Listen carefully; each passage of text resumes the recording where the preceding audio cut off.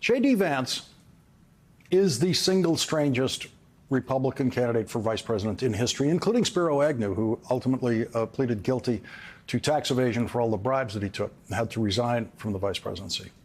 J.D. Vance has said that single women who do not have, or any women, married women, who do not have biological children, disorient and really disturb him, and he does not want them to be teachers.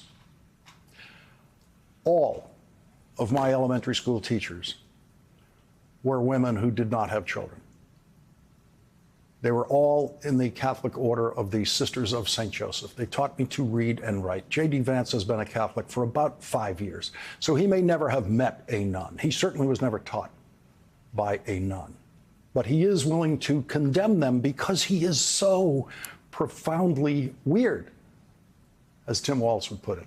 The Republican candidates for president and vice president used to both be named Donald. Now only one of them is. James Donald Bowman is the name on J.D. Vance's birth certificate. His mother changed his name when she remarried and didn't just change his last name, she changed his middle name to David. He then went through life as James David Hamill. Went to college under that name, went to law school under that name. Before he got married, he changed his last name to Vance, which is his grandmother's last name. Using the initials JD just might be his way of eliminating his own personal confusion over whether his name should be James Donald or James David. And James David Vance's name changes could be an enlightening experience for him. Perhaps J.D. Vance has insights earned the hard way about kids struggling with their identities. J.D. Vance's history of name changes could mean that he is now someone who really knows who he is, because, unlike most of us, he actually named himself in his final name change. Or perhaps his 3 different names over time have created a discomfort in him, a discomfort with himself that sometimes could leave him disconnected from other people. And if that's the case, that means that the Republican candidate for president and the Republican candidate for vice president are both, in the most important possible ways for politicians, disconnected from people, especially people who they have never met. Good politicians have to spend their lives thinking about the lives of people they don't know and what they might be able to do to turn government in a direction that will help the lives of people they don't know. And that is why what happened to J.D. Vance recently when he walked into a donut shop is just so weird and interesting. J.D. Vance did that standard politician performance to show everyone what a regular guy he is. But the only thing he could think of to say to the people who worked there was the question of, how long have you worked here? That was it. And when they told him 2 years or 6 months, he would just say, okay, that was it. That was his entire interaction. It was widely reviewed as a failure to demonstrate that James David Vance is a regular guy. He just had no idea what to say to those working people, no idea at all. He had no curiosity about how many jobs they might be working. He had no curiosity about whether they're making the minimum wage, as is common in places like that. There is no evidence that J.D. Vance knows what the minimum wage is.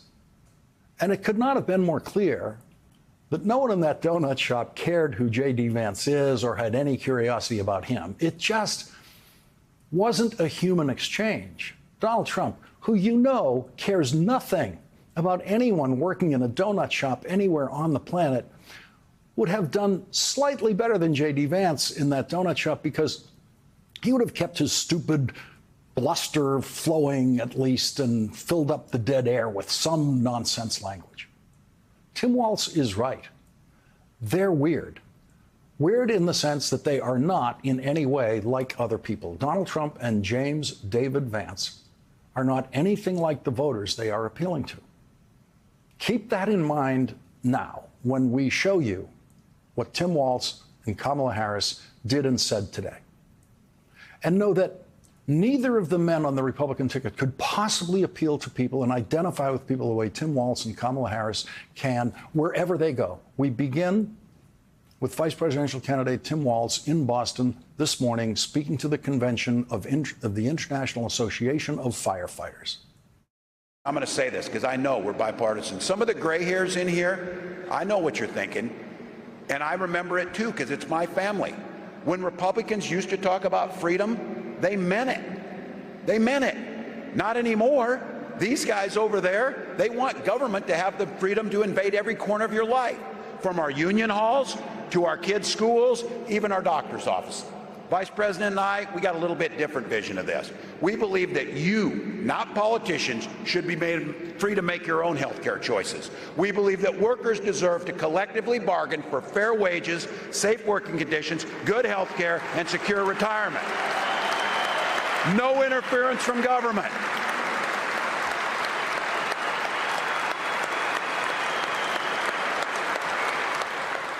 I learned from Tim Walz's speech to the firefighters today that the Vice President of the United States is related to a firefighter. Donald Trump is not related to anyone who has ever done work like that, fighting fires.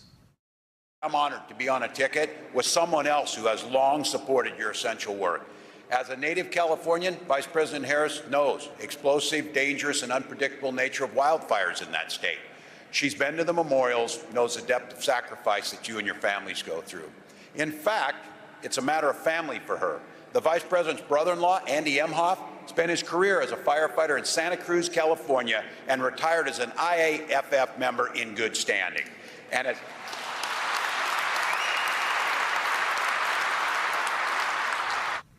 the Harris-Walz campaign released a new TV ad about Donald Trump's Project 2025 agenda today. The campaign is running the new ad about Project 2025 across battleground states and in the television market in Florida, where Donald Trump lives, so that he can see it every day between now and Election Day.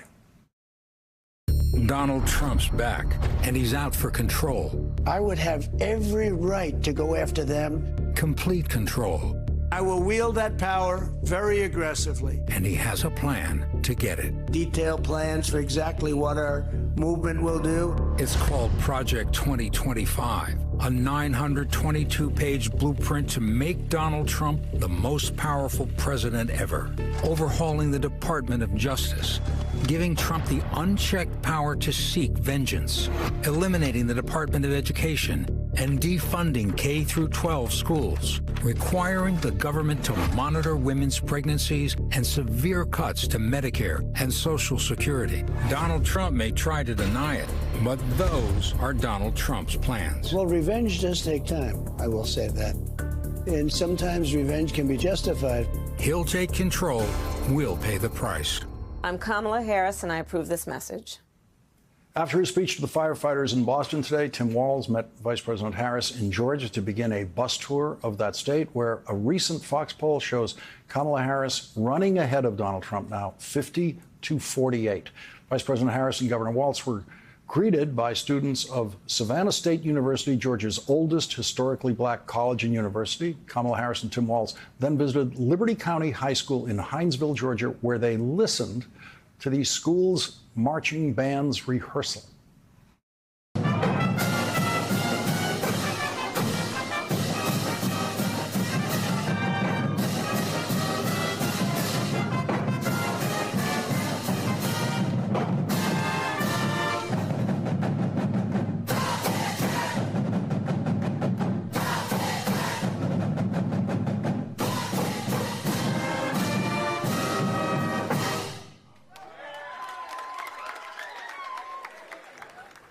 Now, you're about to listen to Tim Walz talking to high school students. And just imagine J.D. Vance or Donald Trump trying to talk to high school students. When you listen to Kamala Harris talking to high school students in a moment about discipline and teamwork and great leadership, imagine J.D. Vance or Donald Trump trying to talk to high school students about those things. You'll hear Kamala Harris talking to a high school band, telling them about her experience being in the band in high school. The only gap between Tim Walz and Kamala Harris and those students is an age gap. It's not a humanity gap. They understand each other. Yes, there are gigantic policy differences between the presidential candidates, but you don't have to know anything about governing policy to see the giant humanity difference the humanity gap between Donald Trump, J.D. Vance, and Kamala Harris and Tim Walz. Thank you all. Thank you for that. To the staff that's here, my previous job to this was, of course, public school teacher and coach, which I wear with pride. To all of you, thank you. Thanks for having us in your school, and thanks to all the teams that are here. I think you kind of embody this idea, and the Vice President talks a lot about it. Each of our individual talents, what we can contribute, but something bigger than ourselves when you get together. Your single instrument alone is an amazing thing, but as part of this band, it becomes really amazing. And then to see a school community, each and every one of these teams, I said I coach football a lot, but all of this is part of doing something bigger. And We wanted to come by to remind you that our nation is counting on you. We're so proud of you and everything you have achieved. And I will tell you, I was in band when I was your age. So I know a little bit about, your coach knows about the players, right? And all that you all are doing, it requires a whole lot of rehearsal, a whole lot of practice, long hours, right? Sometimes you hit the note, sometimes you don't, right? But all that practice makes for beautiful music. And that is a metaphor, that is symbolic for everything that you all will do in your lives. Which is you're going to show what a winning team looks like. You're going to show what it means to put yourself out on the field, to put yourself in front of people, to have the confidence to do it. Sometimes you're going to hit the step right. Sometimes you're not. Sometimes you're going to win the game. Sometimes you may not.